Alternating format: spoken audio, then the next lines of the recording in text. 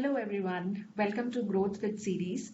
We have a whole new episode today, and we have with us Hannah Sackett. She's the product marketing manager at Electric.ai. My name is Surya Lakshmi. I'm the content marketer at CustomFit.ai. As you know, CustomFit.ai is a no-code website personalization tool that directly impacts conversion rate by showing dynamic web pages that create personalized experiences for each visitor segment. We are also in the process of launching our new feature, which is called Custom Fit Shorts as of now. It is a mini smart reports and analytics feature with which you get alerts for various metrics on your website. Let's say visitor lead visits and revisits, lead life cycle reports, etc. This tool empowers marketers to schedule these alerts with ready-made templates to the communication channel of your choice, like Slack or email. Today we have Hannah Sackett with us. She's an entrepreneurial go-to-market strategist. She loves to solve problems creatively, drives revenue, and finds unique ways to connect with clients. She has a background that extends into a variety of project management roles like experiential marketing, events management, retail sales, and recruiting. Welcome, Hannah. It's a pleasure to have you with us today. Yeah, thank you so much. It's great to be speaking with you today. So, Hannah, I was just going through your profile and I came across this interesting line that you have wrote that you made your first business pitch at the age of 13. Would you like to tell us more about it? I found it a really interesting highlight in your profile. Yeah, absolutely. So it's a fun one. I grew up, getting to go to space camp was fortunate enough. There was a great sort of nonprofit organization in my hometown that ran these amazing space camp programs, and it was phenomenal, sort of to be able to experience STEM, as a young woman at that time. And, I sort of got to the point where I aged out of the program. And, I was too old to go to the camp, was really sort of broken up about it.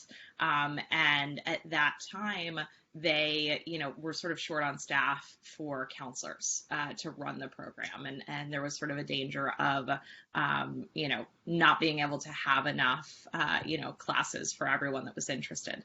So, sort of meeting that need, but also driven by the fact that I wanted to remain a part of the program and be involved.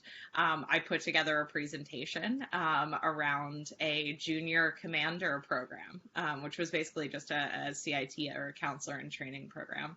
And went to the head of the organization and pitched my idea.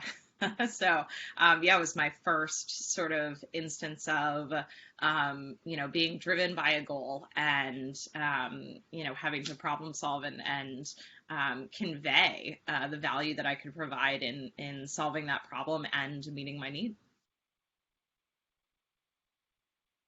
Great. So, I saw that you said that you love problem solving creatively. Well, that's one thing that attracted me towards marketing. So I just want to know, since you have a background which spans into recruitment as well. So what attracted you towards marketing as a career? Yeah. So really had gotten my start, first job out of school. I had come from sort of a sales background, more in the, outside sales, right? Retail, in person, throughout high school and college, and just been very successful with it.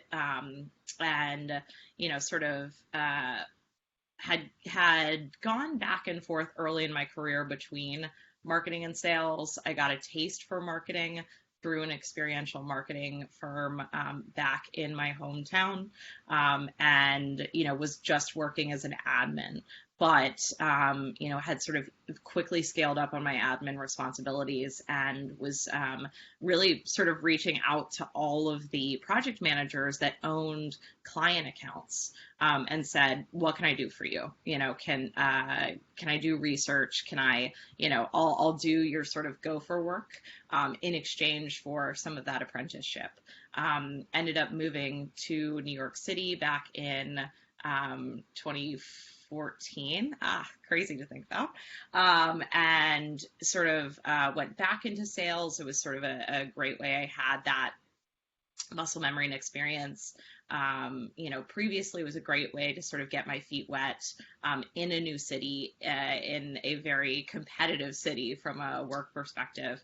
And, similar to my previous position, had sort of focused on mastering the responsibilities, but also looking outside, right? What were the other opportunities throughout the organization? Something that I was particularly interested in was sort of getting into the mindset of the consumer. Why did they make their purchasing decisions? What drove them?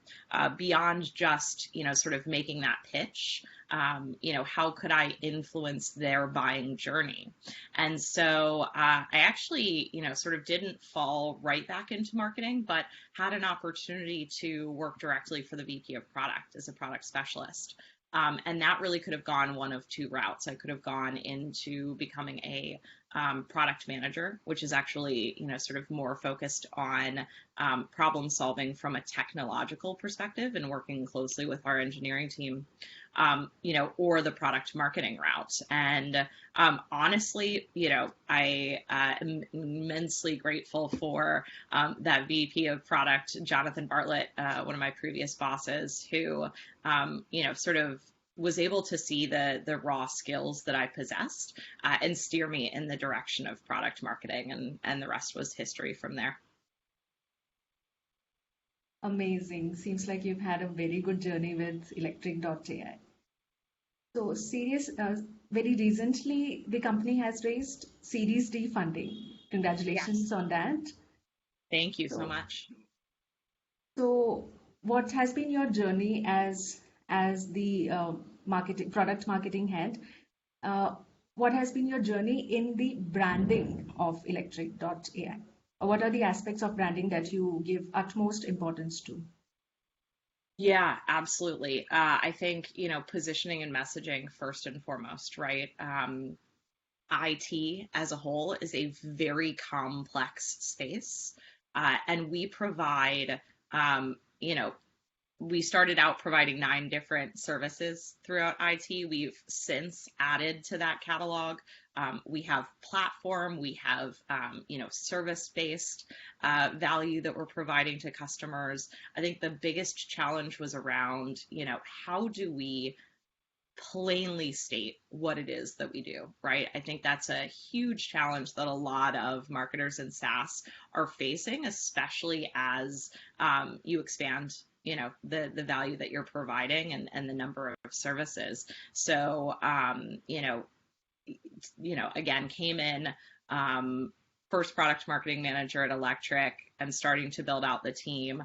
But the challenge in the earlier days, about 2 years ago, was just making sure that we had baseline, materials that plainly stated what it was we did, and what was the value that we provided. And so I think, from a branding perspective there, it was very much, how do you create that?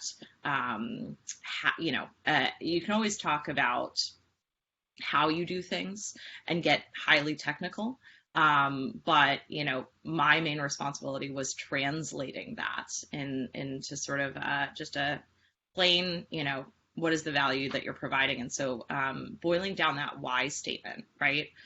Why does Electric exist? To make IT simple, cost effective, and accessible for even SMBs, right? That's it at the end of the day. So I think The biggest challenge was just around making sure that we were getting really, really clear about what it was we did, and sort of boiling that down. From there, making sure that all of our products and services had a baseline, sort of set of positioning and messaging around the service they provided for our various audiences.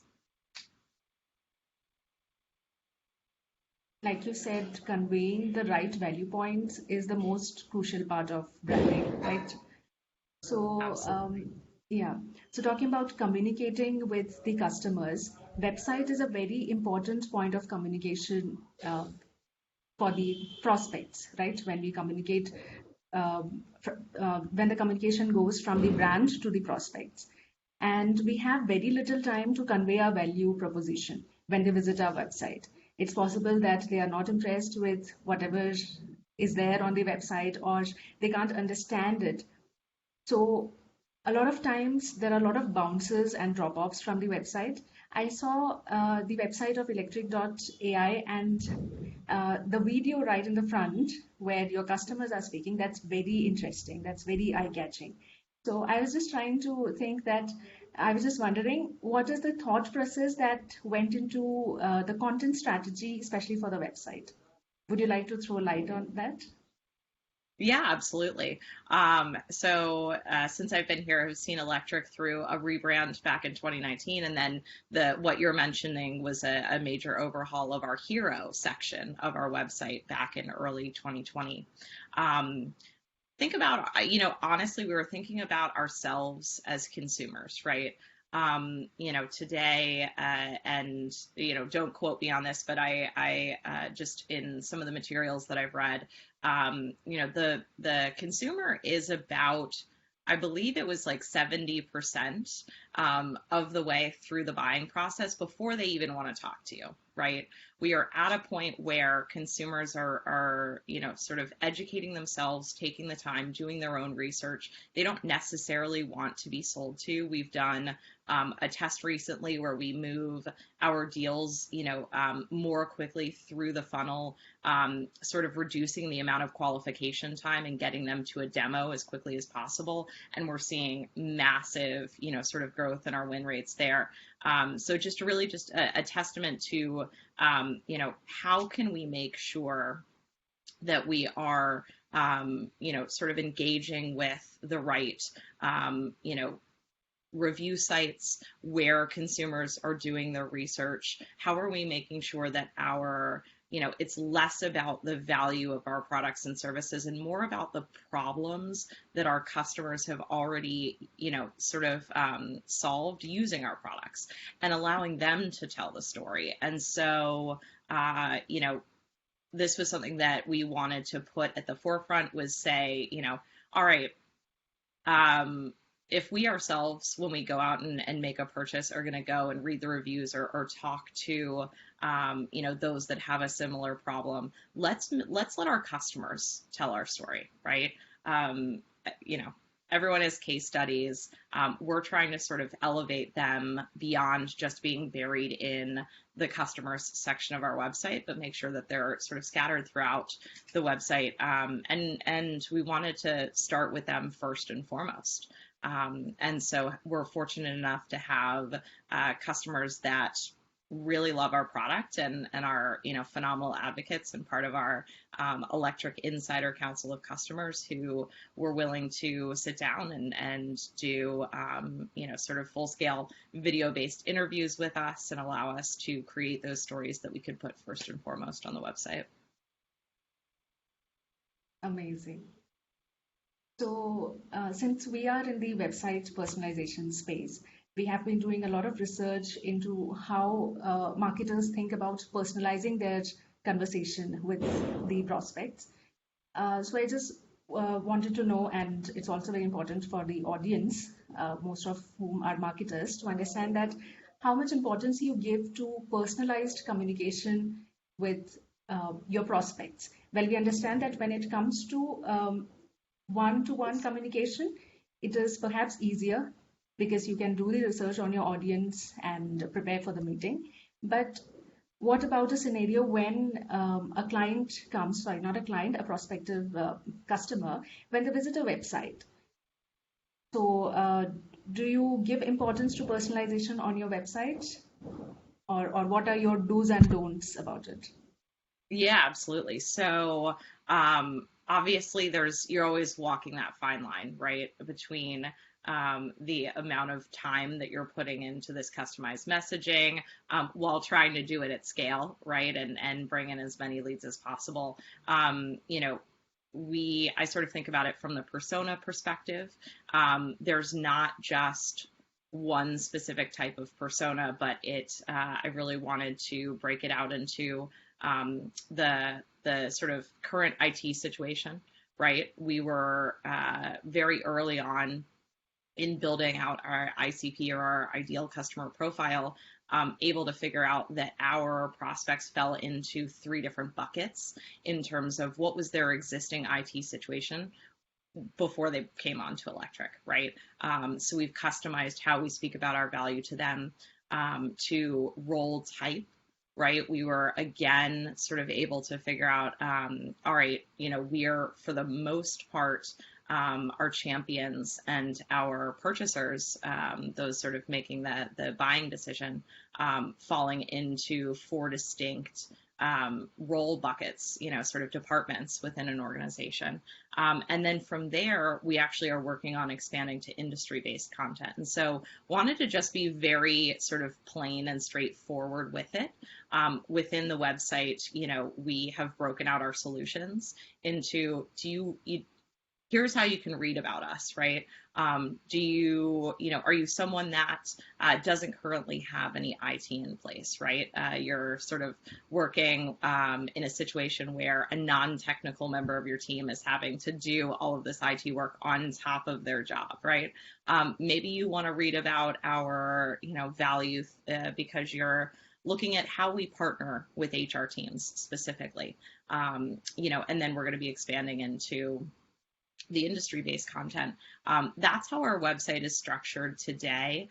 Again, I think we had done a lot of research around what were the headers that everyone used in their navigation bar, and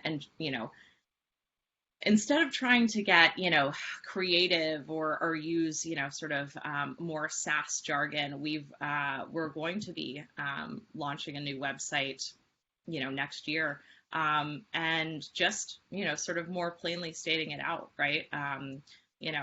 By role type, by current IT situation, by industry, here's how, why go with Electric? Here's how you can read about it in, sort of the manner that suits you, that meets your specific sort of problems or situation. Okay. Here, a lot of marketers speak about the important marketing metrics that they always keep track of. Especially the marketing meetings are all about these numbers, metrics, right? So, how are your marketing meetings like, Hannah? And what are those specific metrics that you give that you give utmost importance to in your discussions? Like, is it conversion rate? Is it CAC? Or the performance of the campaigns? Sure, yeah. So, as a whole, on a weekly basis, we as an entire marketing team come forth and talk about how we're performing against our OKRs, which all map back to the team's OKRs, which those metrics that you spoke to. And all of us have sort of leading indicators to them, but yes, as a whole team, we are focused on revenue, right? So primarily, like at the top, we are a member of the revenue organization at Electric. And so we are responsible for bringing in a certain amount of revenue and leads into the business on a quarterly basis, right? So that is, first and foremost, how are we performing against that? From there, yes, then it's, how are we performing in our various different lanes? To your point, conversion rate on the site, but also conversion rate of our variety of paid or organic campaigns, cost for cost per acquisition is very much focused on by our head of growth, because again, he's provided with that budget on a quarterly basis and needs to make the decisions on where to allocate that specific spend. On product marketing side, I'm very focused on close rate, right? If, again, there are a variety of things that product marketing influences. There's, very little that we're able to sort of one for one directly say we, performed this action and got this result.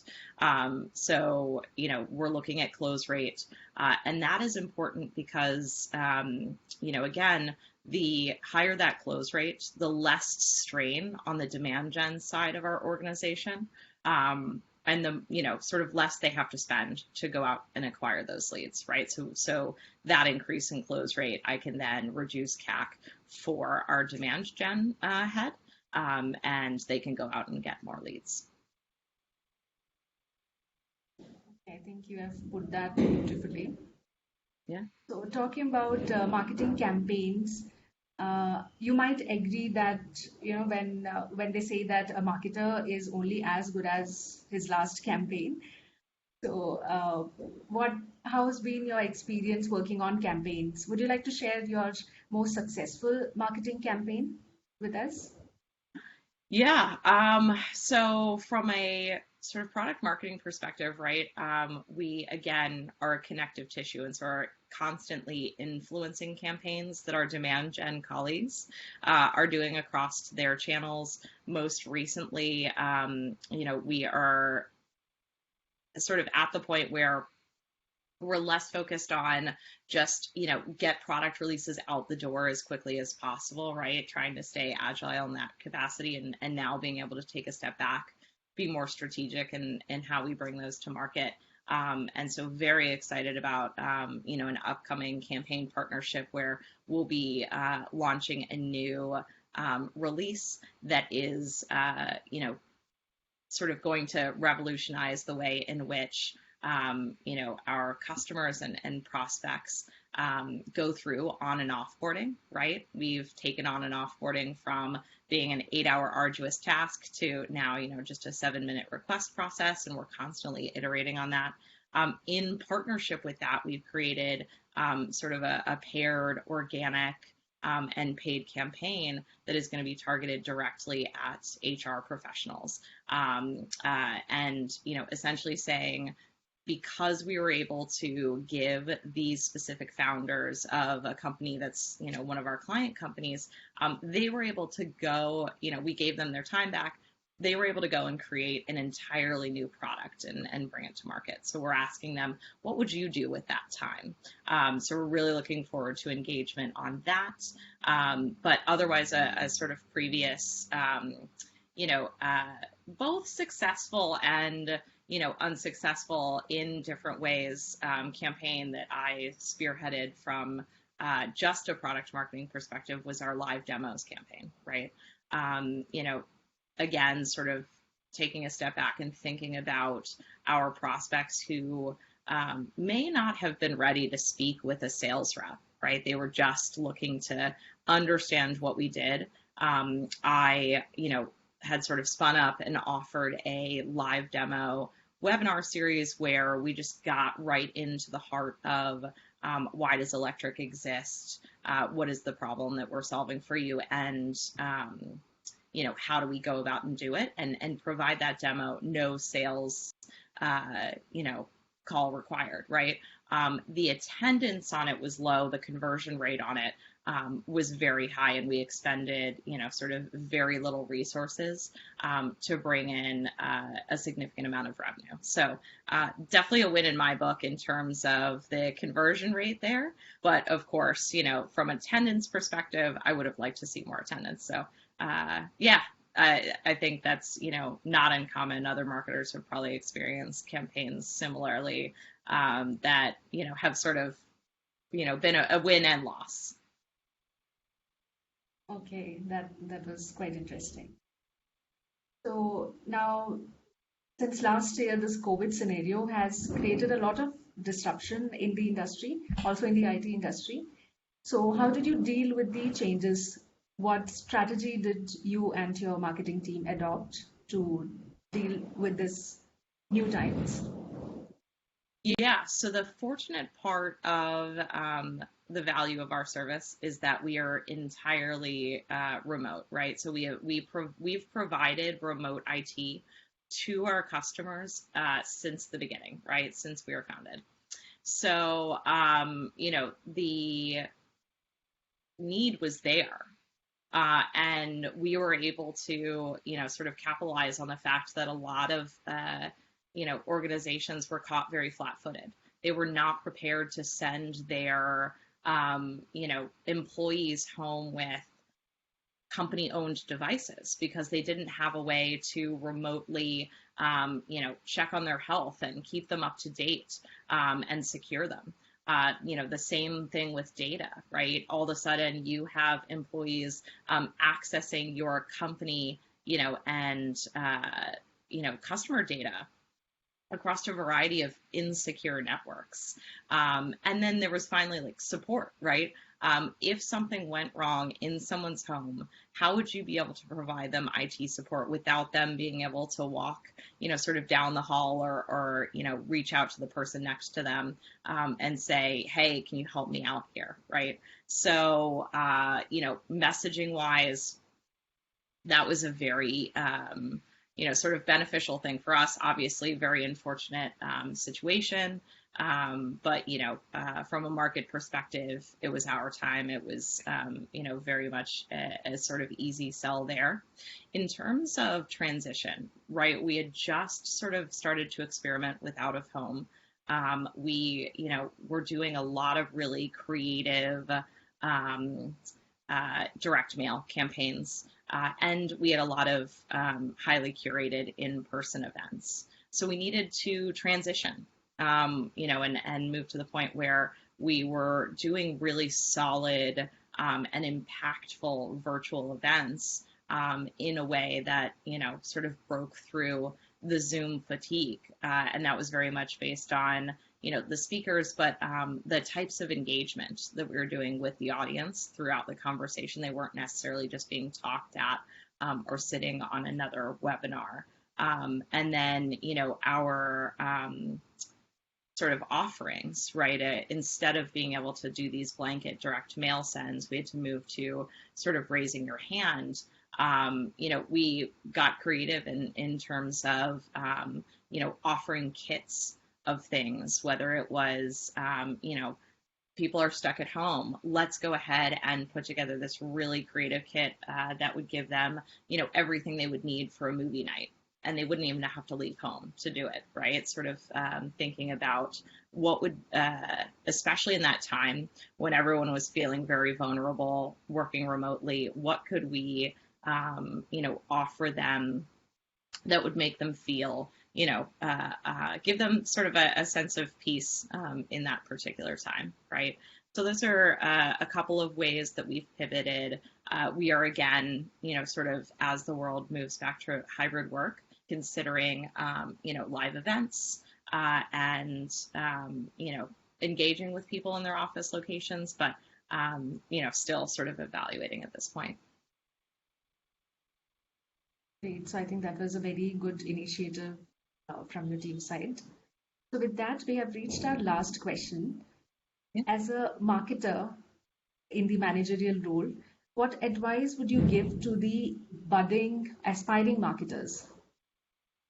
Yeah. I think, the same advice that I would give anyone starting out in their career, if you are interested in something, set up some time, ask questions, manage up, right? That has always been, I've been most successful in, over preparing and owning the conversation in my one-on-ones, making sure that I am asking for, the mentorship or the feedback that I'm looking for, that I am doing everything I can to make my manager's life easier. And if there is, a win that I've accomplished, shouting it from the rooftops, right? providing that information to my manager and my team, and being my own personal advocate. So I would say stay curious, be your own personal advocate. Always keep a folder of all of your accomplishments and make sure that you are,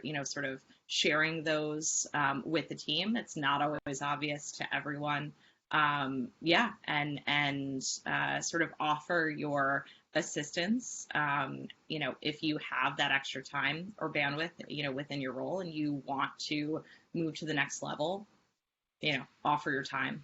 It's going to be hugely beneficial and people will be more willing to sort of sit with you, train you, whatever it may be.